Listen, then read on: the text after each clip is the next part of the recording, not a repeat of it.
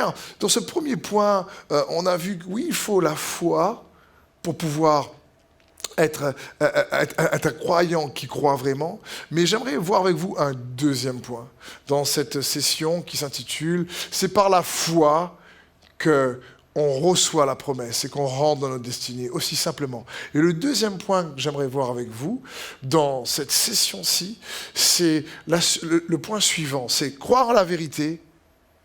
C'est ça qui te permet d'être libre, comme on a déjà vu, mais libre pour que tu puisses choisir d'entrer dans ta destinée. Il faut que tu sois libéré pour pouvoir rentrer dans ta destinée. Tant que le peuple était esclave en Égypte, il n'était pas libre d'entrer dans la terre promise. Il fallait qu'il soit libéré de l'Égypte pour pouvoir avoir cette option d'entrer dans la terre promise ou pas. Et c'est important pour nous de réaliser ça. Donc la vérité produit une liberté qui va aller de l'avant en profondeur de plus en plus. Et cette liberté-là commence où? Où commence la liberté? La liberté commence toujours dans notre pensée. La liberté commence toujours dans notre façon de penser. Et elle doit se terminer dans notre façon de nous comporter. Donc c'est ça la liberté. La liberté commence toujours dans notre façon de penser. Et si on réalise et on y croit vraiment, comme on a vu un croyant qui croit, alors cette liberté-là va se manifester dans notre façon de nous comporter. Et il est bon pour nous de comprendre ça. Jean 15, verset 6, nous dit la chose suivante. « Si quelqu'un ne demeure pas en moi, il est jeté dehors comme le sarment. Il sèche, puis on ramasse les sarments, et on les jette au feu et ils brûlent. Si vous demeurez en moi, encore le mot demeurer, et que mes paroles demeurent en vous, demandez ce que vous voudrez, et cela vous sera accordé. Si vous portez beaucoup de fruits, c'est ainsi que mon Père sera glorifié, et que vous serez mes disciples. Comme le Père m'a aimé, je vous ai aussi aimé. Demeurez dans mon amour. Si vous gardez mes commandements, vous demeurez dans mon amour. De même que j'ai gardé les commandements de mon Père et que je demeure dans son amour. Je vous ai dit ces choses, écoutez bien ceci, je vous ai dit ces choses, demeurez dans mon amour, demeurez dans ma parole, demeurez dans la vérité. Afin, nous dit Jésus, je vous ai dit ces choses, afin que ma joie soit en vous et que cette joie soit parfaite. Wow, c'est très très très bon. Quelqu'un qui demeure dans la vérité, un des fruits, une des conséquences, ça va être la liberté. Mais on voit, il n'y a pas que ça comme fruit. Et cette liberté commence d'abord dans notre façon de penser, parce que tu crois comme tu penses, c'est en fonction de ce que tu penses que tu crois ou pas. Et cette pensée-là, quand elle devient de plus en plus profonde, mature en toi, elle va produire une liberté qui va te permettre de rentrer dans ta destinée. Mais une liberté, quand quelqu'un est libre et qu'il poursuit dans cette poursuite de la vérité, il continue à garder cette vérité, qu'est-ce qu'il va produire?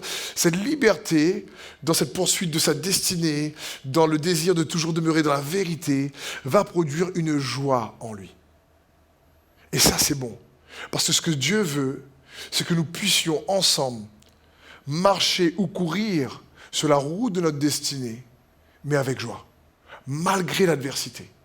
Il veut que nous puissions réaliser non seulement qu'il veut que nous arrivions à destination, mais que nous puissions apprécier le processus, nous puissions apprécier le voyage. C'est cette joie que Dieu lui-même veut nous donner. Il veut que tu puisses apprécier ta destinée. Il veut que tu puisses apprécier ta vie et non pas subir ta vie ou subir ta destinée. C'est un peu l'exemple du peuple en Égypte, encore une fois, qui doit quitter l'Égypte. Ils ont peur de Pharaon, ils s'enfuient et là, ils sont libérés de l'Égypte, ils ne sont plus en Égypte. Le problème, c'est qu'ils savaient que Pharaon les pourchassait. Et ils se disent, mais même si on traverse la mer Rouge et que Pharaon prend ses bateaux, il nous rattrapera d'ici 2 jours avec ses chevaux. Il y avait toujours cette crainte, ils n'étaient pas libres de la peur qu'ils avaient que Pharaon puisse à nouveau les rattraper et les mettre à mort. Et donc, je crois qu'il y a une puissante liberté encore plus profonde. La première étape, c'est lorsqu'ils ont quitté leur environnement, l'Égypte. Mais ensuite, quand le Pharaon de l'Égypte était à leur poursuite et qu'il a été englouti par la mer que Dieu a refermée sur eux, là, à ce moment-là, ils savaient qu'ils n'avaient plus de danger à encourir par rapport à la menace qu'était Pharaon. Et leur peur de Pharaon s'est évanouie à ce moment-là. Et il y a une réelle liberté qui a produit une joie dans leur cœur. Ça parle de ça. Et quand c'est cette liberté, comme je vous disais, qui s'enracine, qui va de l'avant, qui demeure de plus en plus, et qui non seulement te libère d'un environnement, mais cet environnement, ce qu'il a produit en toi, la peur, c'est réellement ça dont tu es libéré. Et c'est ce que produit la vérité de Christ en chacun d'entre nous lorsqu'il dit « Demeure dans ma parole ». La vérité te rendra libre. Tu connaîtras la vérité et la vérité te rendra libre. Et quand cette vérité va en profondeur, elle a commencé dans ta façon de penser et elle se voit dans ta façon de te comporter. C'est que tu poursuis la vie, la destinée que Dieu a pour toi avec joie, c'est son cœur. Parce que Jésus est venu nous donner la vie et la vie en abondance. Il désire que tu te délectes de cette vie. Il désire que tu puisses apprécier réellement cette vie. Et c'est son cœur. Il dit, je vous ai dit ceci, demeurez dans ma parole. Ceux qui demeurent dans ma parole demeurent dans mon amour. Si vous faites cela, alors la joie qui est en moi sera en vous. Et c'est ce qu'il désire. Il désire que tu sois joyeux d'aller conquérir ta destinée. Pourquoi ? Parce que la joie de Dieu est notre force. Sans joie, on manque de force. Si tu manques de joie, tu manques de force. Comme dit, oui, la parole de Dieu dans Néhémie 8, la joie de Dieu est notre force. Et c'est son cœur.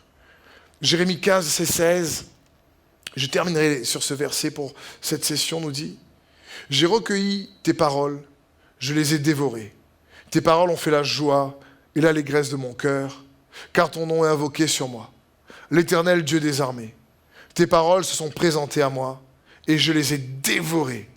Ta parole a provoqué mon allégresse et la joie de mon cœur, car je suis appelé de ton nom, Éternel Dieu de l'univers. » Ici, Jérémie dit, mais ta parole a produit en moi de la joie.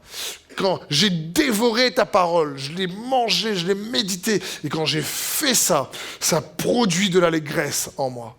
C'est l'effet de la vérité lorsqu'on demeure vraiment, lorsqu'on dévore, lorsqu'on désire par la foi à la conquête de ce que Dieu a pour chacun d'entre nous.